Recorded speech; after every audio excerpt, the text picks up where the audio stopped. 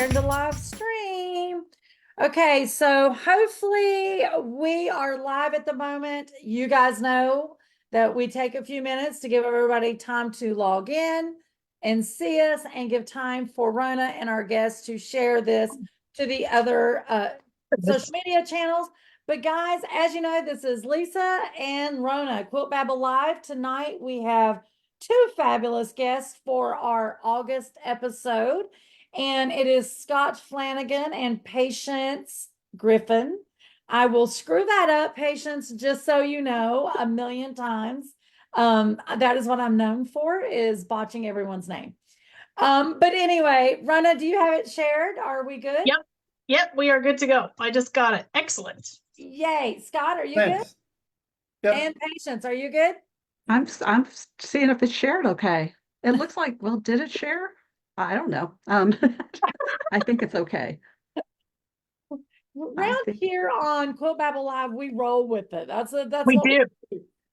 we roll with it. So right before we went live, Rona and I was just discussing with our guest that tonight's episode is what, Rona? It is our last episode of season 2. Can you believe we've been doing this for 2 years? No, and the joke behind that was that I still screw it up. So there you go. Yeah. It is what it is. It is what it is. Guys, tonight our topic is quilt books, all different types of quilt books. We have been fortunate enough to have, I started to say 2 authors here with us tonight, but that is not true. There is 3. I'm the only one tonight that has not published a book. I don't think scratching somebody else's name out and writing mine in qualifies as, watch Scott, he's like, no. You all know Scott keeps me honest. Those of you that watch Quilt Babble Live, Scott is normally in the comments, dig to Lisa, but now he's here in person. Scott, is this my best behavior. No, Yeah. is it your first night here? First time on Quilt Babble Oh, Live? second. I'm gonna say, Electric EQ8. Electric quilt. Yes. Okay. So Patience, you're the only newbie tonight.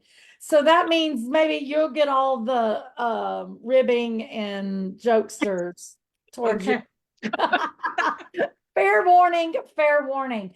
But no, all seriousness, guys, everybody knows Rona, of course, my cohort in crime. She has published numerous books. Scott has published numerous books, and so is Miss Patience.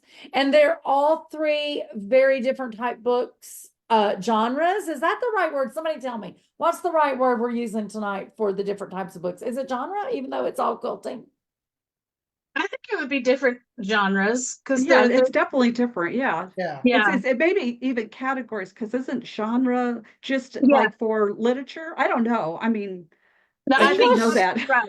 I think You're the categories. first person. That's because English and literature was not my strong suit in school. Math and science, business, I got you. English, not so much. But real quick, I think you guys know me, you know Rona. Of course, we'll blab about us later. But Scott, let's start with you. Introduce yourself to everybody. What type of books have you written, and where can everybody find you? And then, of course, we'll go to Patience and then jump right in. Sounds good. I'm Scott Flanagan. I am Fourth and Main Designs. I am based out of Fremont, Nebraska, which is just outside Omaha. And my books are all primarily based on pre-cuts. So I've done a couple of jelly roll books. I've done a sampler book that works with fat quarters, and I have another pre-cut book. That's all I can tell you so far. It's going to be pre-cuts of some sort coming out the week after festival. Didn't we say, Patience, there's always secrets here? Yeah. There's And always secrets. Scott just started with the first secret. Yep.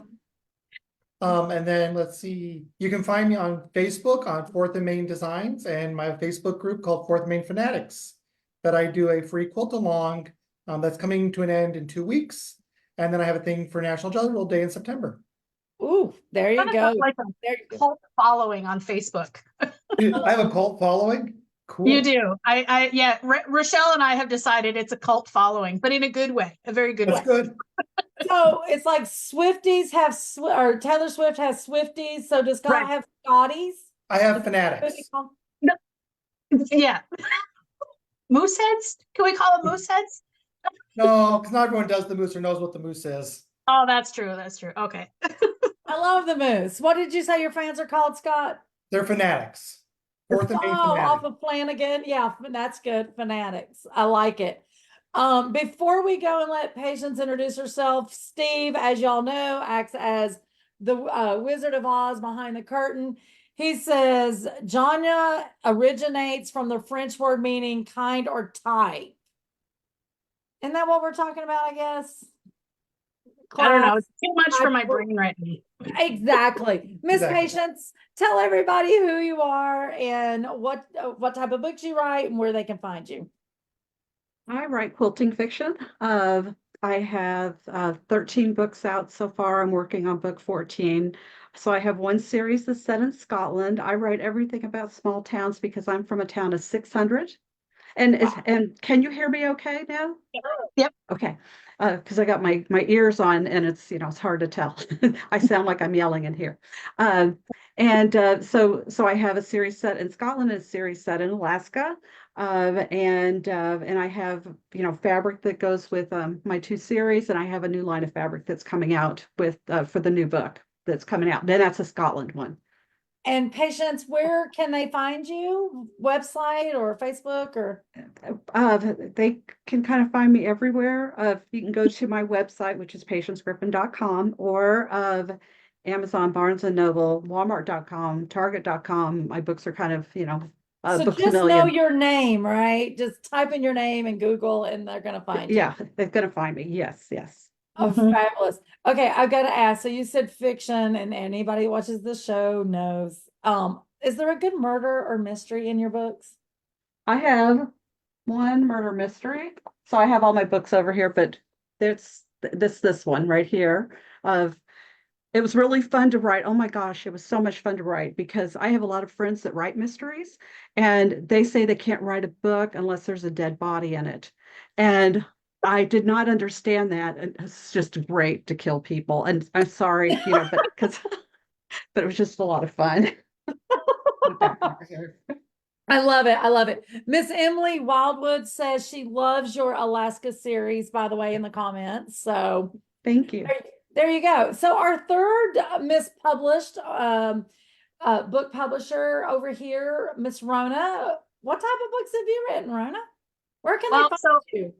Well, of course, on my website, ronatheribiter.com, or here on Facebook or Instagram or Pinterest, YouTube. I'm all over the place. But so my book is a little bit different. My main book that I have is the Tips for the Traveling Quilter, which is, I don't even know what kind of category or genre it's classified as, because it's not a tourist book. Like I'm not telling you, go to this hotel or this restaurant, but it's more of giving you literally tips on how to travel for quilting related events like tours, shows, shop hops, all that kind of stuff and it's all told through first person like stories of my shenanigans throughout all my travels.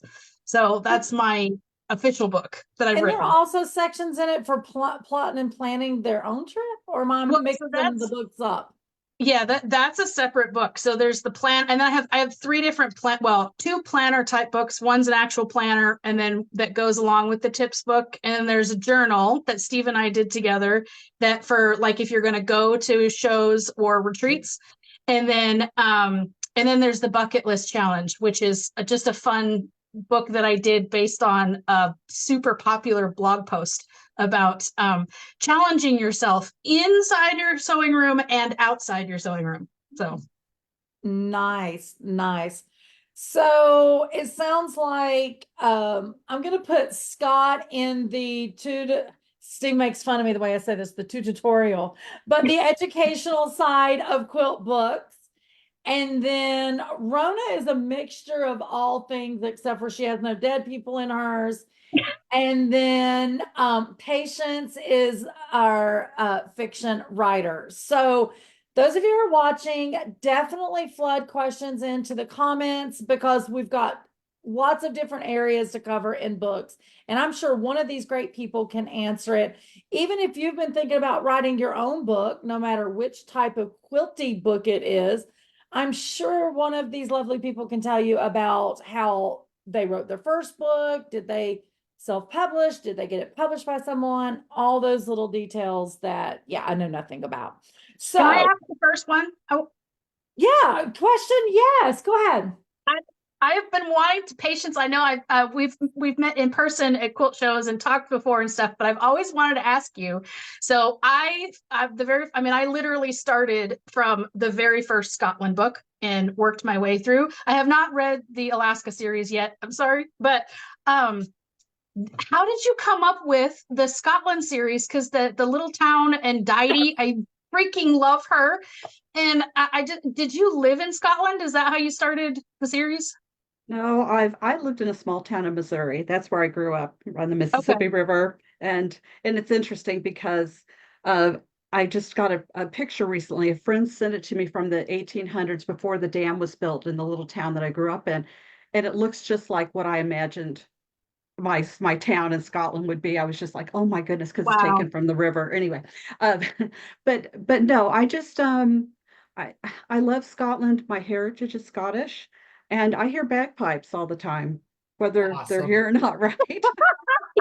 You might want to talk to your therapist about that. I just roll with it. Writers are a little quirky. I mean, right? We're, a little quirky.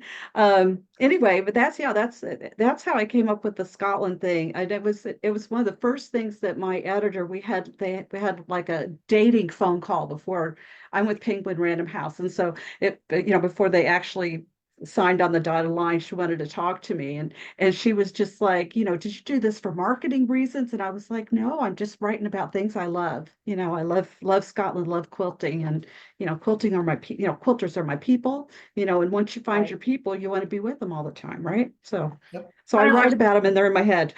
I love it. When I was sitting here thinking how the night was going to go, I'm like, as soon as you said some of your books are, like in the setting over in Scotland, I was like, okay, we're going to have to leave you to the end of the show because Rona, when she gets on that topic, we'll never bring her back. So we're going to focus over on Scott's world a little bit, just because, Patience, you're so unique to our show.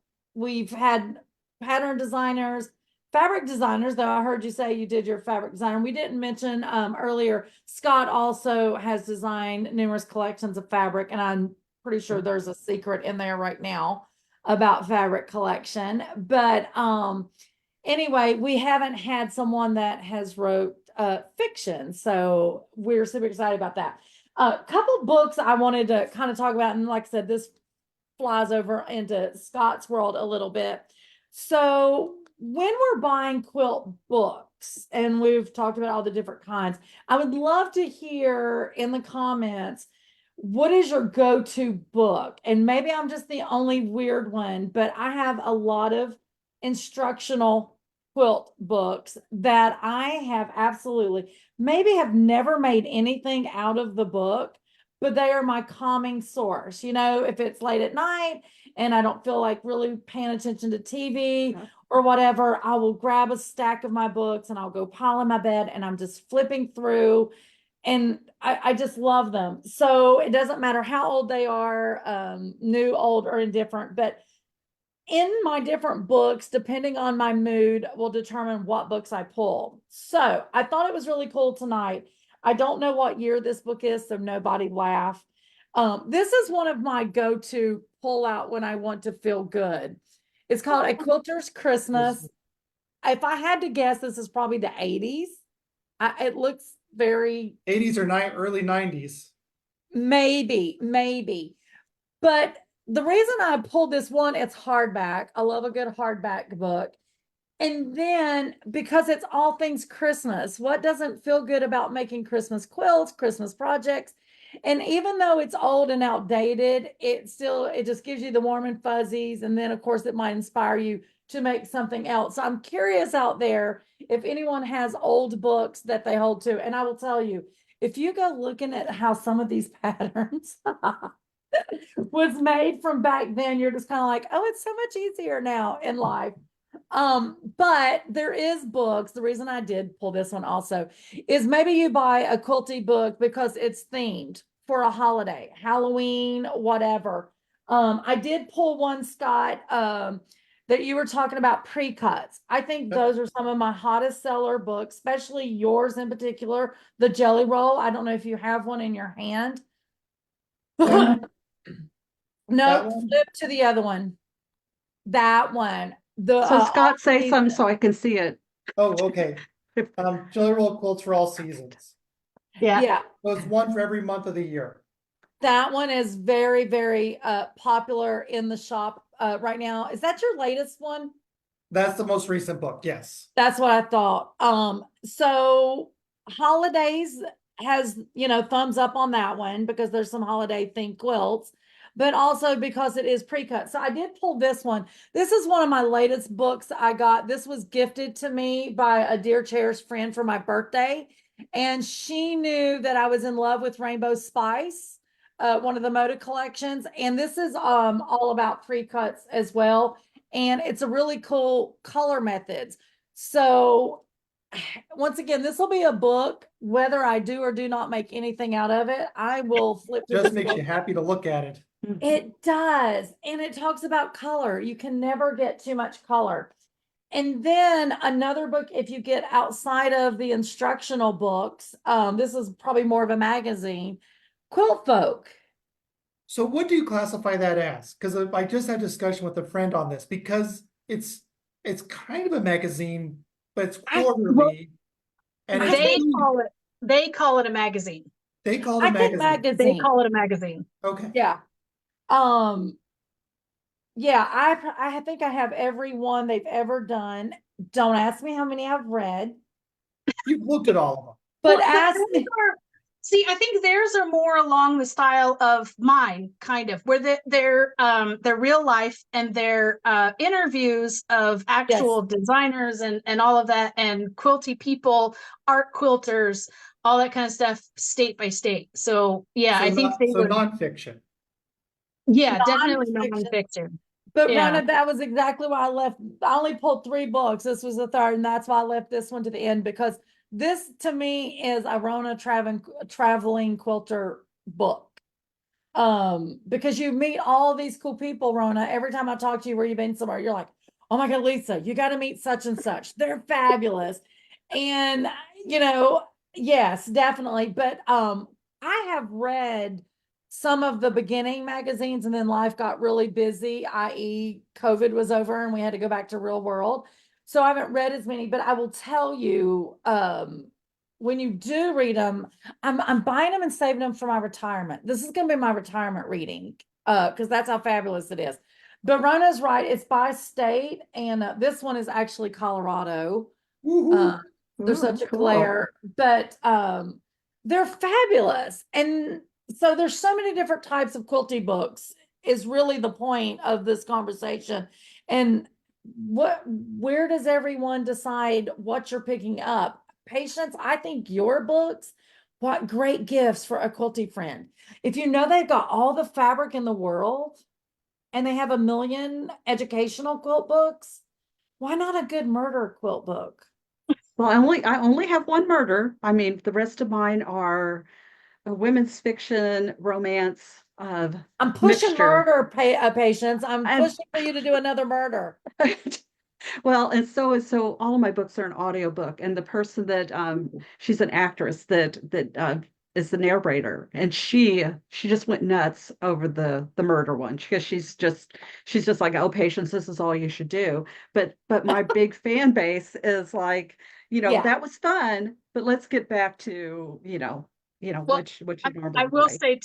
I will say too, real quick about the audiobooks. I collect books because I don't have the time to sit down and read them. However, that's how I read Mhm. on the whole Exactly. Scotland series is I have them all on audiobook. And yes, the lady that is the narrator, she is fabulous. She's so easy to listen to and you don't fall asleep listening, because some people are so monotone. Yeah, she's fabulous. There, whenever I'm on a long trip or something, I've either got a podcast or an audiobook going, and yeah. They're fantastic. I love You know it. what I'm buying to listen to when I go to North Carolina and South Carolina next week. Oh yeah, definite. Cool. Kathy Welch says, Scott, where are you now? Because they know this is not your background. Correct. I am in an Airbnb in Grand Rapids, Michigan, because AQS Grand Rapids starts tomorrow. I will be there tomorrow. Woohoo! And you're vending, right, I'm Scott? vending, yep, What booth number? 1333. 1333. Guys, go see Scott. And if I'm not And mistaken, Rona, I think you might get to Nancy's see gonna be Rona. there tomorrow. What, Lisa? You're gonna be there, and isn't Nancy gonna pop in? Yep, Yeah, Nancy will be there. And yeah, so I'm going to be filming most of tomorrow.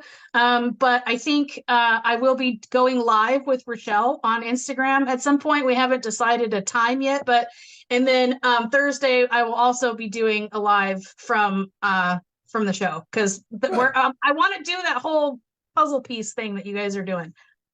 cool. Fabulous, fabulous. Cassandra, if I'm pronouncing her name right, says, I love Judy Martin. She lives about 30 minutes down the road and has so many variations on so many themes. I've made several, even her old ones. Judy Martin. Did I show a book? Yeah, by I don't know. I don't know that name. She have to does look a it up. lot of really intricate template projects. They use a Oh, lot of log cabins, but like 1-inch strips, big, that have diamonds, and they make big stars when you put the log cabins together. They're really neat quilts. Oh, Cassandra, cool. I'm gonna have to go look that up. Now you got me intrigued. Mhm. Barb says, I love that book. Hi, Barb. Thoughts. Love the quilts for all seasons. Okay, patience. Sharon Rawls says, do you have to read them in order, your series? You do not have to. I suggest that you do, because you may miss some character development, but I tried to write each one as a standalone. And as an example, there was a professional reviewer that picked up book 5, and in the review, she goes, "Oh yeah, you can start right here if you want to." So, and Nice. I try not to make it boring, because there's some people that will tell you the backstory of all the other books, and I don't do that. I'll Okay. throw out maybe a couple of facts and that's it, so. Right. Well, I did start with the first one, and I suggest also starting with the first one. And again, I'm going to mention Didi because she's my favorite character, and you really get to know Didi in book 1. And she is the reason why my retirement plan is to open a retreat center. So is because of Didi in book number 1. So that is hilarious. isn't it Wonderful. See Scotland with Love? I think is the first one. Is that the first one? Yes, it's Yeah. this one Yeah. right here. Look at that. How many years have you been writing, Patience? This book came out, this is my very first book, and it came out 10 years ago, but I wrote for 10, 11 years before I wrote for 10 years before I got an agent, took another year and 3 months to sell. But Fabulous. I don't write within a certain box, and that's I got great rejection letters. Oh, she's a great writer, but she just doesn't fit what we have here. And so it took an executive editor at Penguin to buy. So Absolutely, absolutely. Scott, how long you been writing books? Charming Jelly Roll Quilts, I got approached by Annie's in June of 2020, and it came out then in 21.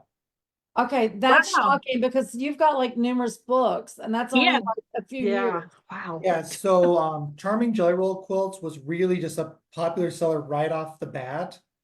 And so within like a month of this one coming out, they're like, okay, where's book number 2? Wow. About as soon as book number 2 was done, about a month after it came out, they're like, what's book number 3? What's book number 4? On Wow. average, how many projects is in your books, Scott? Annie's likes me to keep it around 8 to 10 projects per book, because they really try and keep their pricing Yeah. to about 10 to 12 bucks per book. And if you get much more than 12 projects, they have to go Yes. outside that book number. Mm. Absolutely. Rona, how long you been writing and publishing books? Well, so this one was actually, oh my gosh, I'm trying to think when this was, because it was post-COVID. It was just after COVID because it was right as the world was starting to open back up. So I want to say it was 21. but I've been writing since I was a kid, short stories and poems and all kinds of things most of my life. And I even started writing a poetry book it was an actual like novella, I guess you could say, told through a series of poems. But I never did anything with it. And that was 20 years ago. So, but like Patience said, once I found quilting and I found my people, it was just like everything clicked.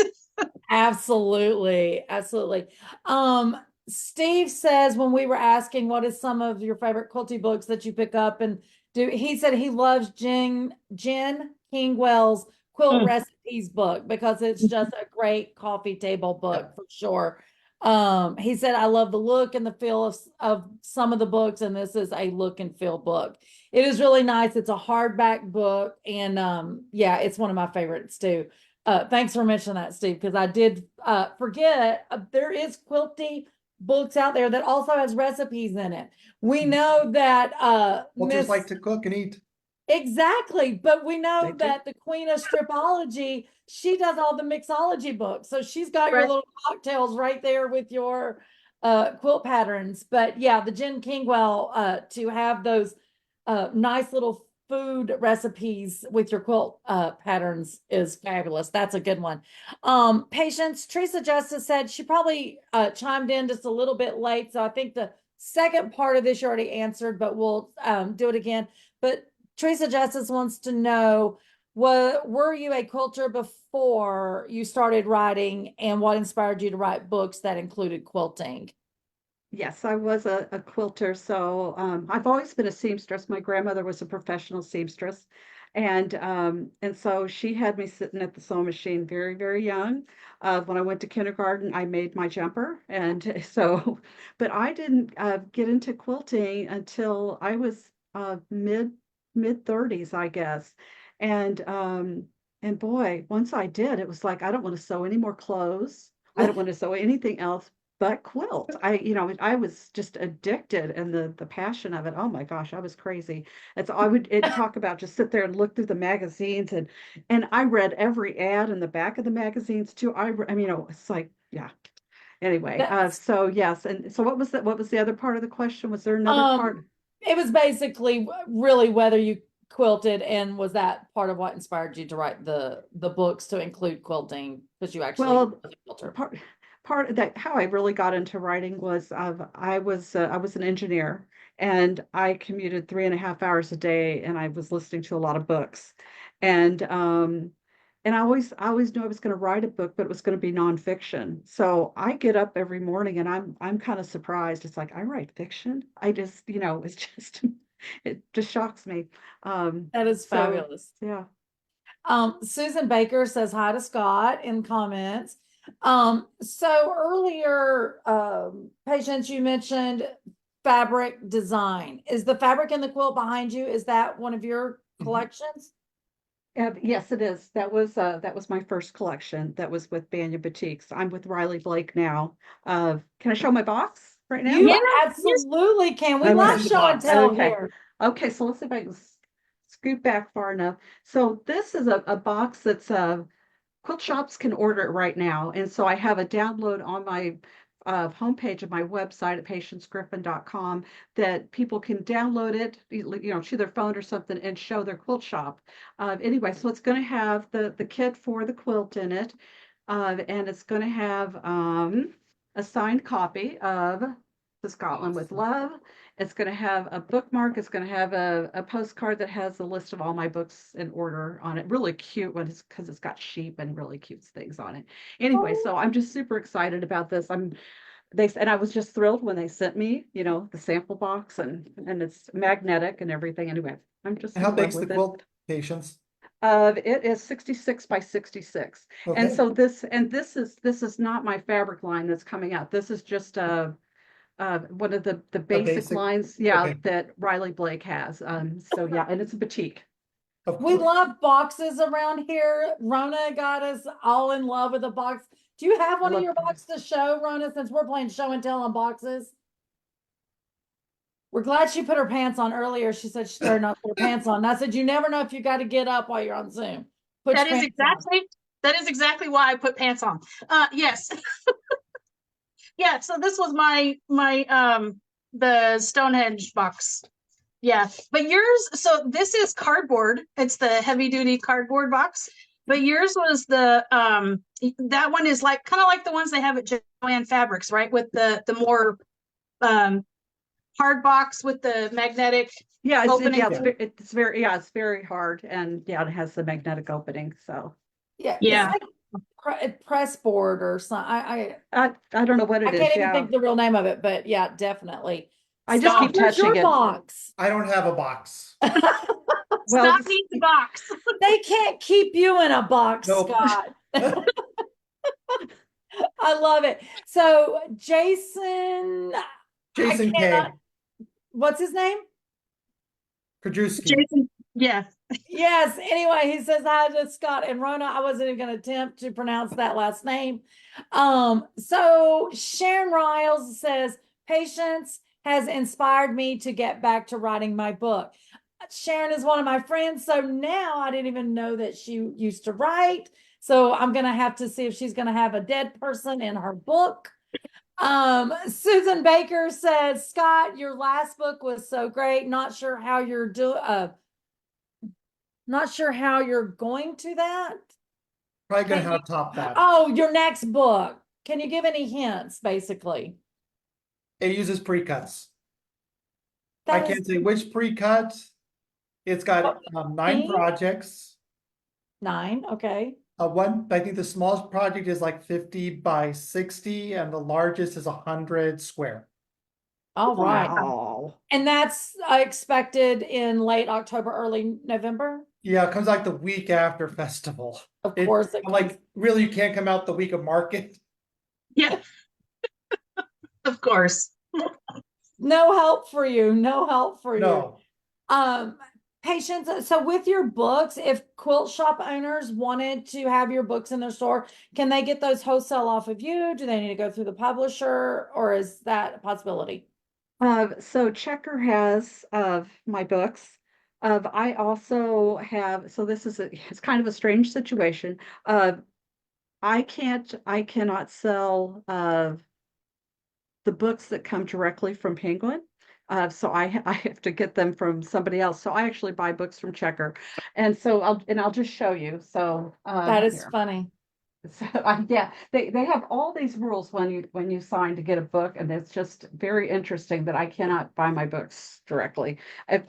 Anyway, so let's see. This is the first 6 books, and I wanted to say something about this, especially like Scott, if you're if you're going to go on a trip and listen to my books.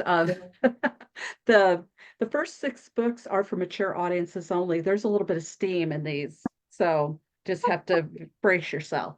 They're not super steamy, but there is some steam in them.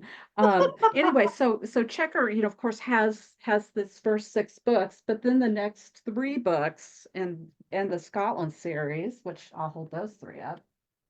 In this group, when you say steam patients, they're thinking out of their iron. I'm just saying. Sure. Okay, we'll go with that. Yeah. Sure, yeah. Anyway, so then like the next 3 books in the series, they could get from me, and they could get signed copies from me if they would like. Okay. They get those wholesale from me, because I'm able to that's a different publisher. I'm able to get those. So yeah, but mainly Checker of E.E. Schenck and Brewer of all of those. Awesome. And Scott, what if a quilt shop wants to carry your books? Is that directly through you, or where are they getting those They can wholesale? get them through Annie's Publishing, or Checkers.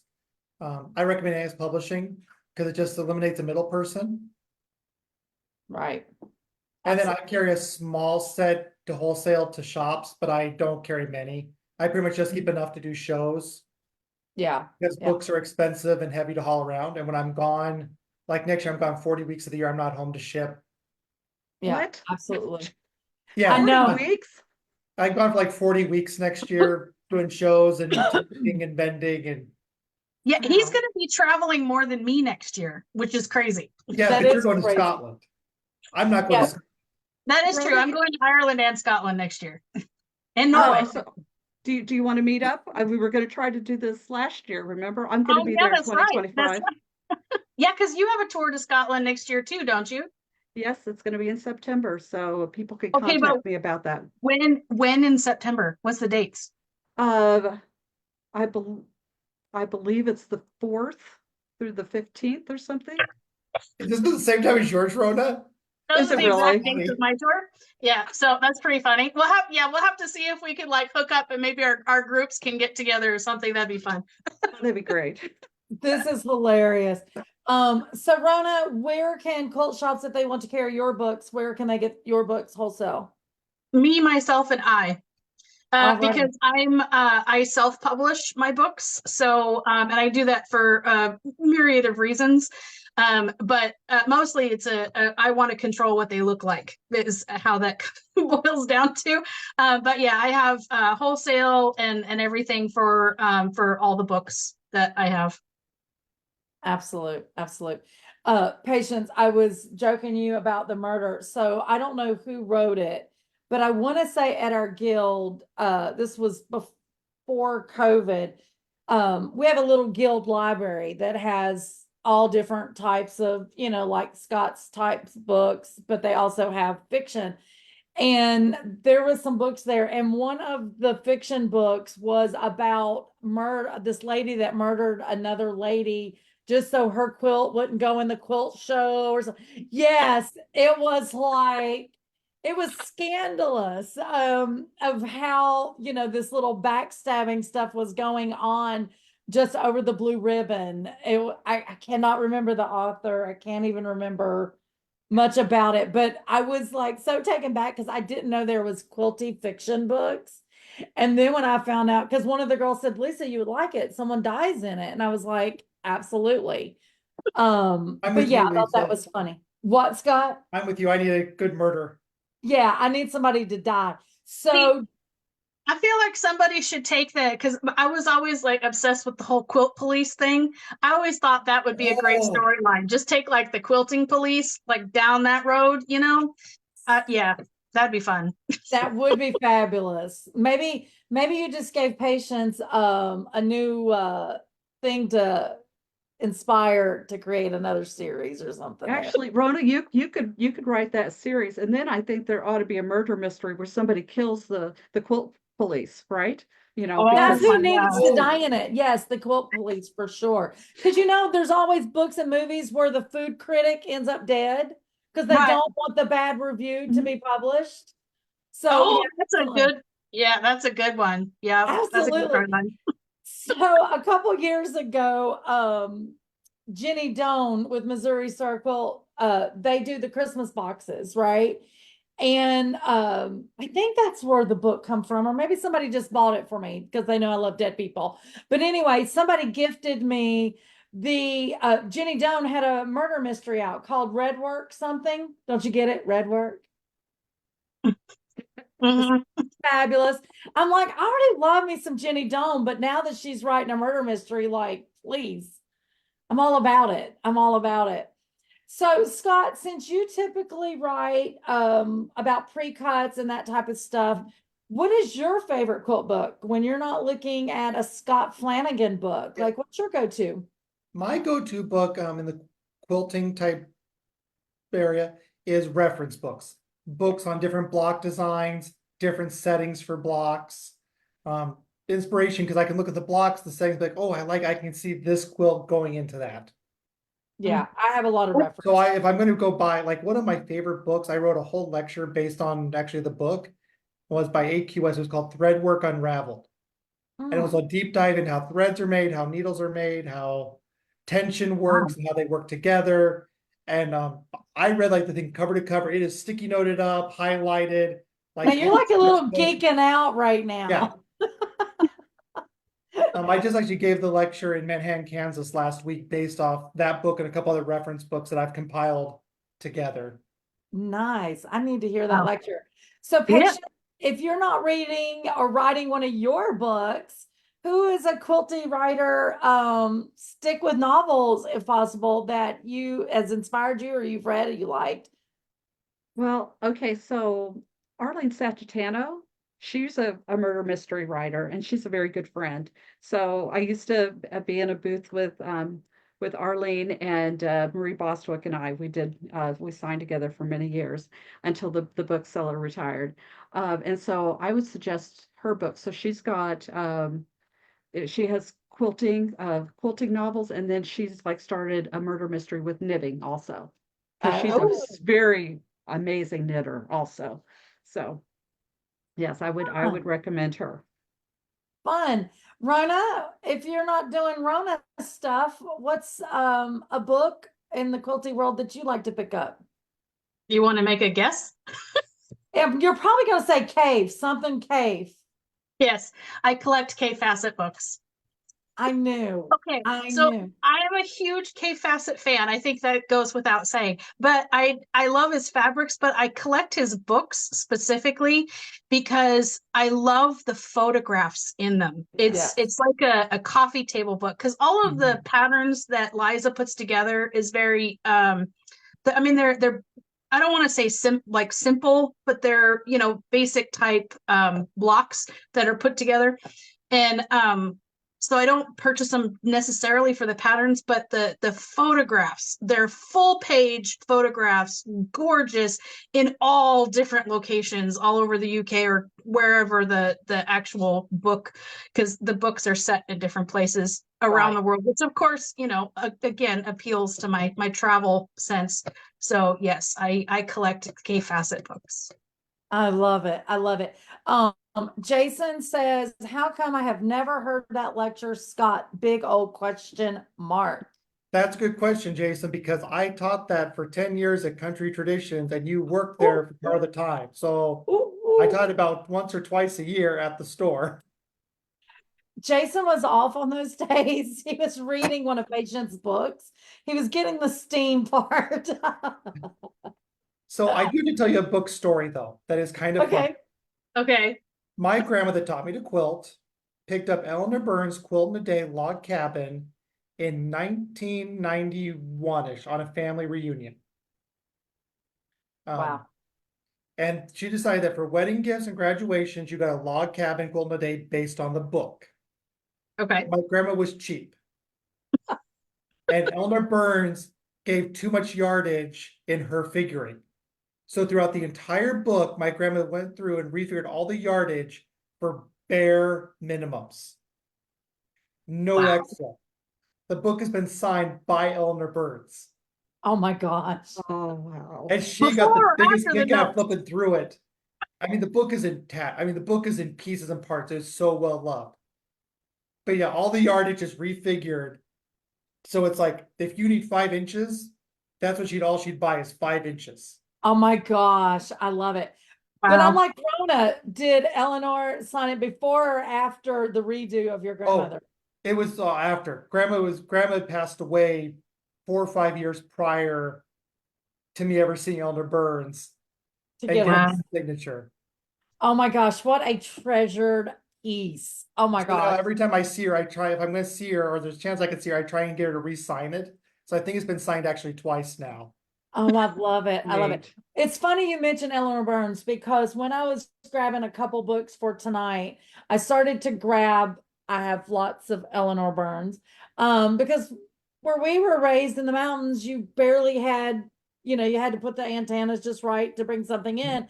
But Eleanor Burns on a Saturday, she was one of those shows that you could watch. And I will still watch her to this day. And it's so funny. If anybody's around that was raised during the time that she was on TV, they don't even have to see what you're watching. They know her voice. Oh It's yeah. kind of like Bob Ross, right? And but anyway, I started to grab some of her books because the ones that I have, they were really nice books. And I got blessed with those books. And they're just feel good books because it takes me back to my childhood. I may never make any of those quilts, but it just takes me back to happiness for sure. So that's a good one to mention, Scott. Eleanor Burns. Definitely. I'm trying to think about it, like the cave books that I have. I think I've only actually made two of the book of those quilts, Yep. but but I still like they're one of my most favorite collections, is for the books. But so it's interesting to think about why people buy quilting books, like especially ones that are like pattern books or instructional type books. Yeah. Like people buy them for all different types of reasons, not just necessarily because, oh, I want to make that, you know? Yeah. Well, it's just like with patience books. I will say this, like I love a good hardback book if I can get it. If I can't get hardback, I'll do softback. But I want to keep that book after I've read it. It's got to sit on my shelf so I can say, "Hey, I did that." You know, I've listened to a lot of audiobooks, Rona, just like you, because I'm stuck in a car and that kind of thing. But let me tell you, my books that I've read and I got that physical book, they'll be here when they carry my body out because yeah, it looks good on the shelf. I did that. I didn't write it, but I did that. I read that book for sure. And how many times will you reread it? If I wait about a month, I could probably reread it. I won't remember anything. Because it's funny you say it's Scott, because when we moved into this house, when I was moving some of my books, there was a couple books I picked up and I was like, did I forget to read that book? Because normally I wouldn't put it up on my shelf unless I read it, right? Okay. And I feel like, did I read that book? And then I would like go looking, and then it would take me flipping through several times, be like, oh yeah, I remember that story. That's where this girl got killed here. And it was really her daughter's mother. Yeah, all that craziness. Steve said the spines of patients' books was the first thing I noticed. They look so good stacked together. I love that. I was actually going to see if Steve wanted to come on audio real quick. I know he can't come on video, but Steve is an avid reader. He has written stuff as far as back as I can remember, little short stories in school. I want to say he wrote a series in the cave, him and his friend Randy.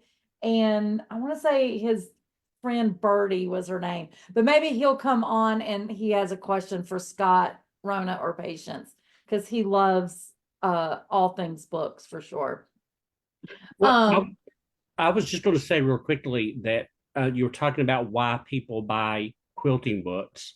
And, that Jean Kingwell book that I mentioned, I am never going to make one of those. But it was one of those, the photos are so beautiful and I love the feel of the pages. And that's why I had to mention on Patience books, I noticed earlier when you held those up, I was like, those would look amazing on a shelf. And I don't know if it was conscious or not, and I'm going to guess it is.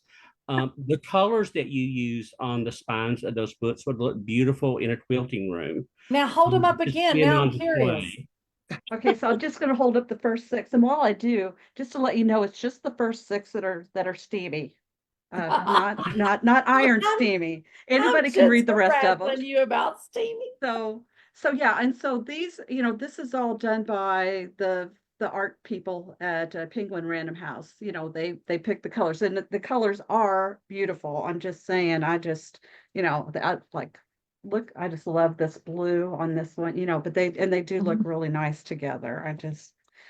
They did a great job with the covers. I was so, so happy. I would just like, yeah, put some cottages on the front of a book and, I'll be a happy girl. And they have to have a little bit of tartan too to make me happy. Oh, So, yes. Well, they're in Scotland. So, yeah. yeah. Well, and the Alaska book here, I'll hold up the Alaska book. So, the thing is I felt like, I don't know, the lighting isn't great, but the when I first when the first book was going to come out and they were like, here's what we're thinking for the cover, and I was like, well, where's the quilt on there?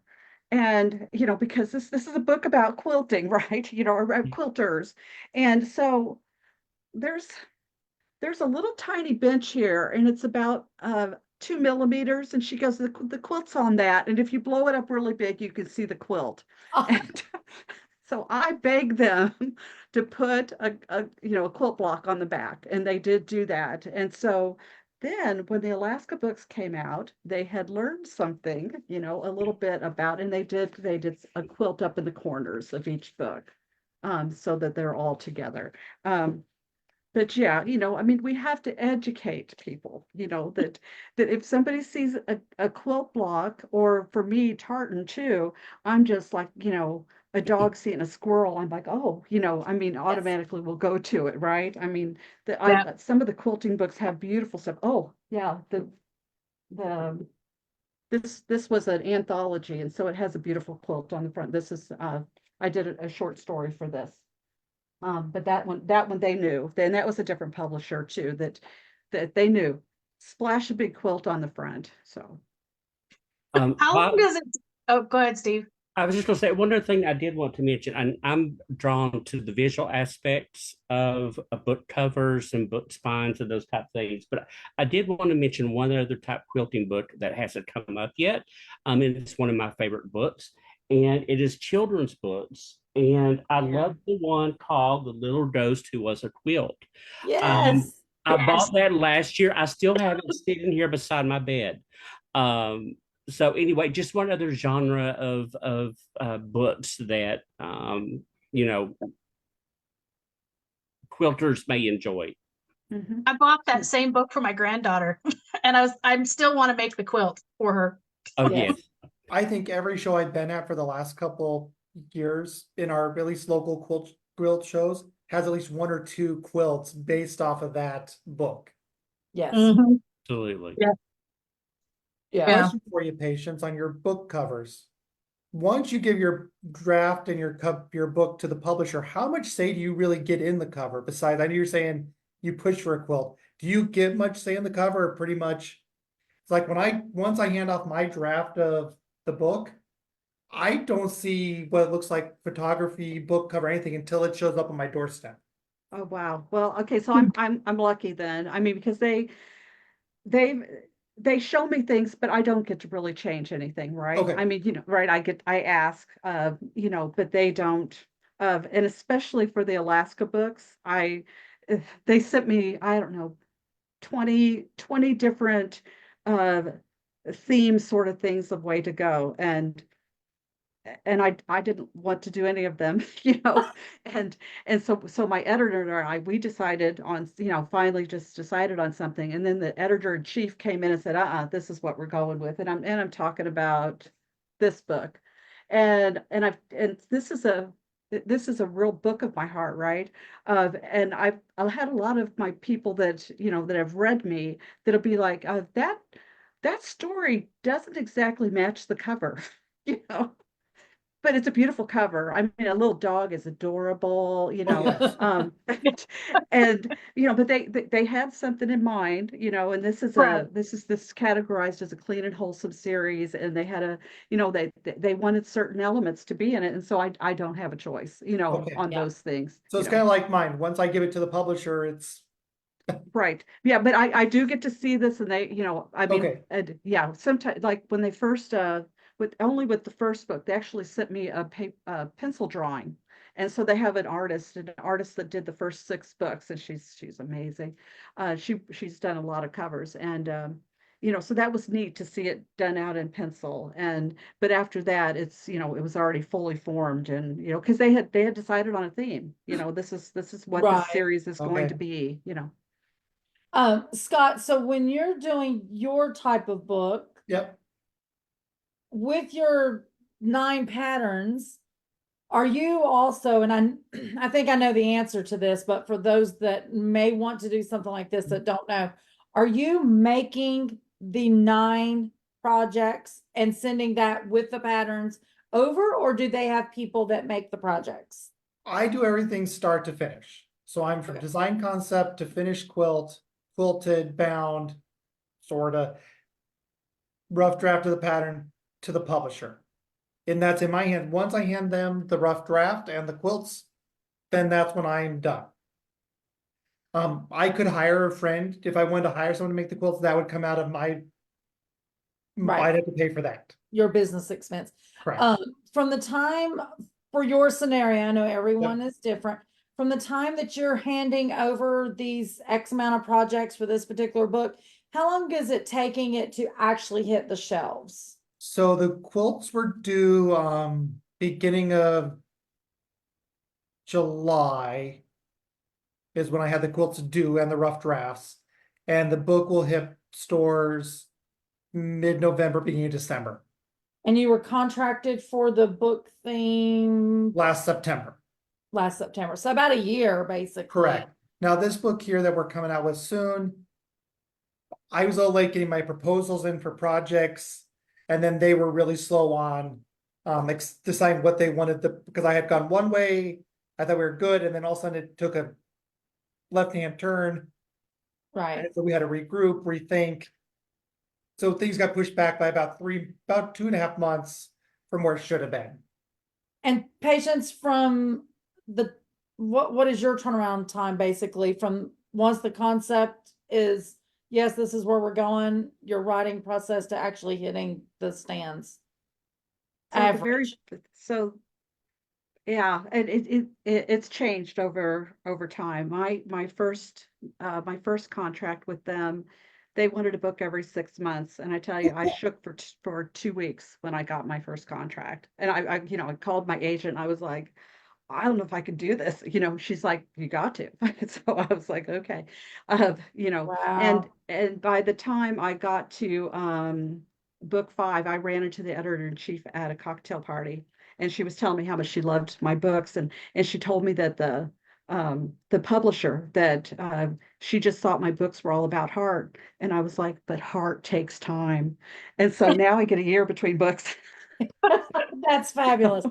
So we are running close to our end of the hour, and we want to give Rona time to talk because she's on a different path because she is self-published. So Rona, do you want to talk a little bit about, yeah, that? The self-publishing. So self-publishing, what that means is where like Patience and Scott, they work with a publishing company. And so the publishing company, they usually have the editors, they have their marketing groups, they have the printers, they have all of that stuff, and they do all of that for you. And so you write the book or do your portion of it, hand it off to them, and then they do the finishing stuff. And I wanted basically all of those things in self-publishing, I handle, or I pay somebody to handle for me. So like with the tips book, my this one, I wrote it, and I pulled all of the photographs, because almost all the photographs in the book are all mine that I took. I had an idea that I wanted for the cover, so I hired an editor to actually do the copy editing. So her job was just to read a Word document for the entire book, looking for grammatical errors, all that kind of thing, punctuation.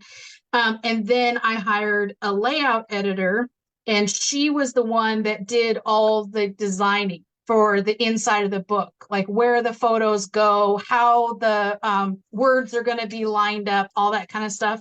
And she helped me with the creating the cover and the spine and everything. So, and then I found a printer and I ordered all the prints. So there's good and bad things about self-publishing if anyone's interested in going that route. The biggest downside is you're responsible for all of the costs. So I had to pay for everything up front in order to get the book finished and published. But and it was also up to me to do the marketing for it. So that's why I spent the first 2 years going around to shows and guilds, buy my book,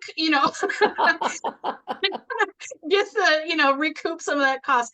But I mean, also that means that all of the profit from those books goes to my company, where with most publishers, you sign a contract to work out what your portion is that you get paid from the sale of your books. So there's, like I said, there's give and take, but my biggest issue was I wanted to control what the book looked like. So like what Scott and Patience were talking about, like not having control over what the cover is and all that stuff, I wanted that control. And so it was worth it to me to put up the cost ahead of time to do it that way. So like I said, there's good and bad on both sides. Yeah. So this question is probably landing towards Scott and Patience.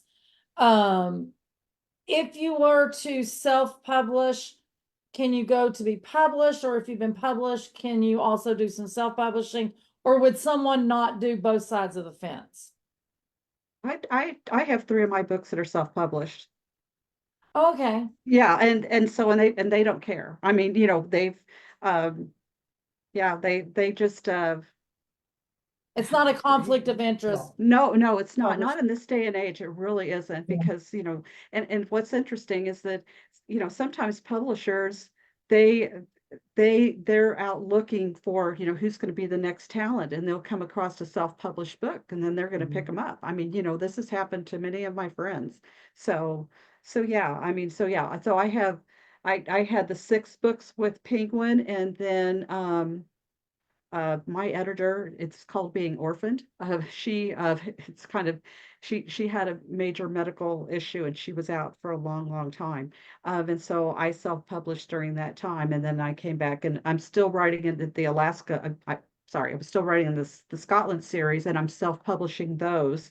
And now and then, because my agent, she went through and she what do they call that? She excluded anything that's the Scotland series. It's the Kilts and Quilt series.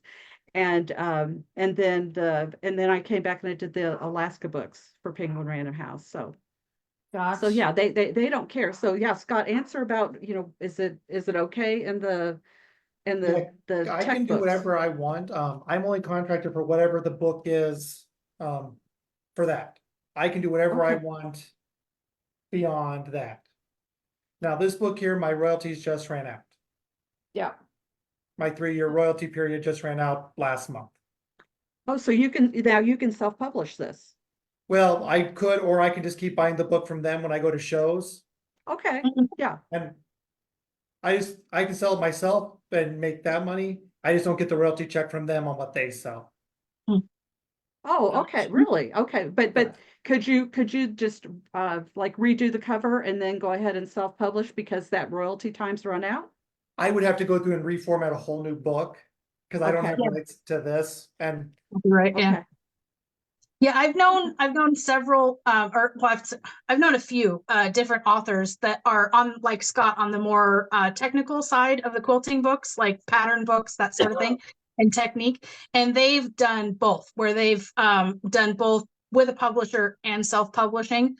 But again, I think it all comes down to what your preference is, and also what kind of contract you can get, because all the contracts are different. Like, Scott, you're the first person I've heard of that is on a book by book basis. correct. Because sometimes it'll be where that was another thing. I was wanting to do potentially a series of books, and some publishing companies, once you do the first book, then they own the rights to all of that series. No Right. matter Wow. how many of them you do. So there's lots of different contracts and lots of different ways that all those things can be negotiated. That's what I was going to say. It sounds like the moral of the story is people read the fine print. Right. If you want to get into writing books of any sort, not just quilty books, definitely throw a murder in there, but read the fine print for sure. Guys, we have went over our time. I think it is Oh, fabulous shoot. because this is a great topic and I am enjoying you 3 authors.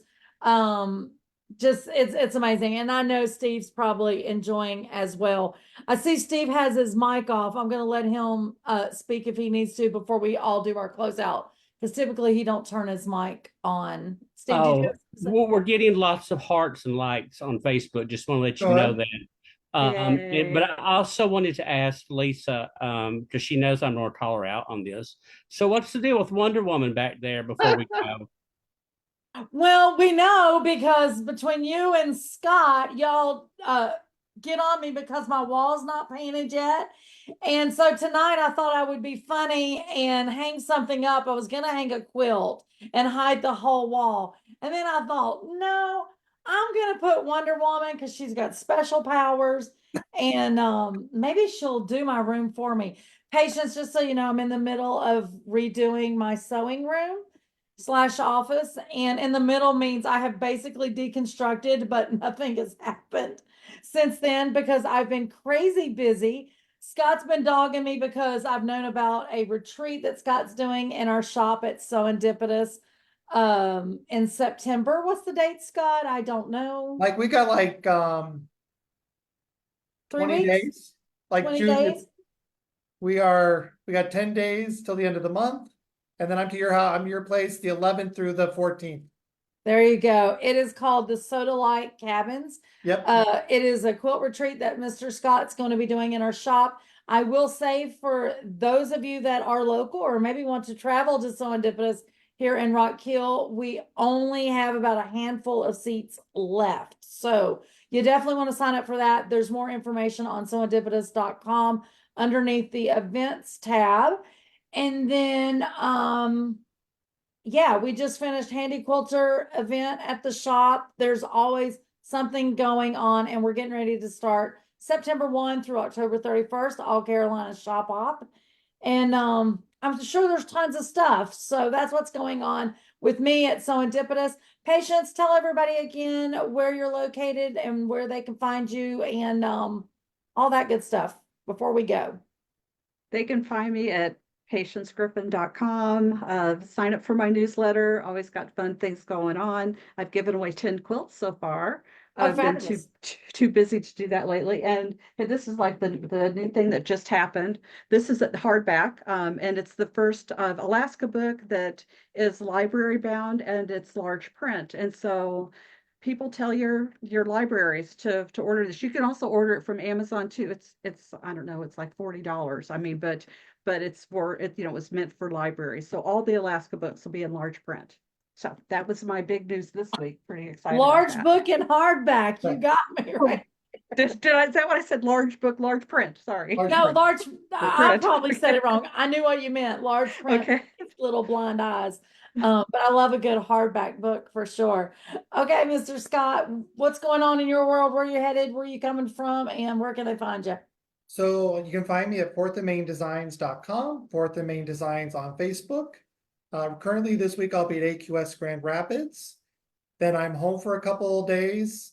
And then you'll see me at Alcoa, Tennessee at Twisted Sisters Quilt Shop for a couple days of classes. My changes in seasons and Tuscan vintage quilts as well as the lecture. So you can get signed up. There's some seats available there.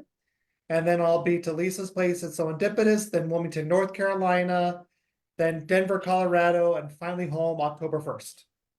Jeez, just so you can get ready to go to Quilt Market, right? Correct.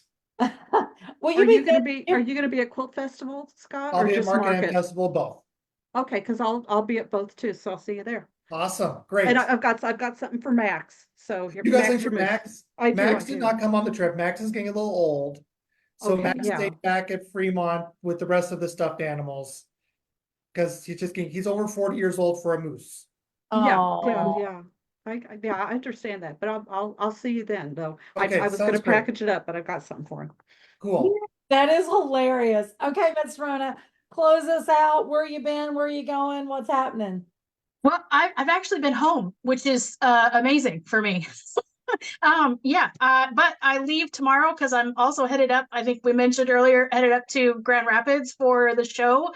I'm only going to be there just overnight, so 2 days, tomorrow and Thursday, but be looking for us online because we're going to be, going live and doing all that fun stuff. And then see, I wasn't supposed to go anywhere until festival, but well, except for Wisconsin. But then I decided, well, Grand Rapids is only 2 hours, so I got to go up there. And then my quilt guild is having a retreat this weekend over in Shipshewana, so I'm going to have to go to that. And then of course I'm vending at my last time vending. I'm not going to be vending anymore after this one at the Great Wisconsin Quilt Show. I'll be there the first week of September. If you're in the area, it is an amazing show. They always do just fantastic in Madison, Wisconsin. Then I have a guild immediately after that. And then I'm home again until Market and Festival. And so we're all gonna We'll all party there. Yeah. Oh, and just an update real quick on the quilt tour. Oh, yes. We sold out in 1 day, and I don't know how that happened. I was floored. I absolutely floored. But because of all of the excitement about it and everything, I've decided to do another tour in June of 2026. So it's going to be a little bit before I can, pull all the information together. But if you want to sign up on the waiting list for that, so basically it's an email list. As soon as I have the information together, you guys will be the first ones to know.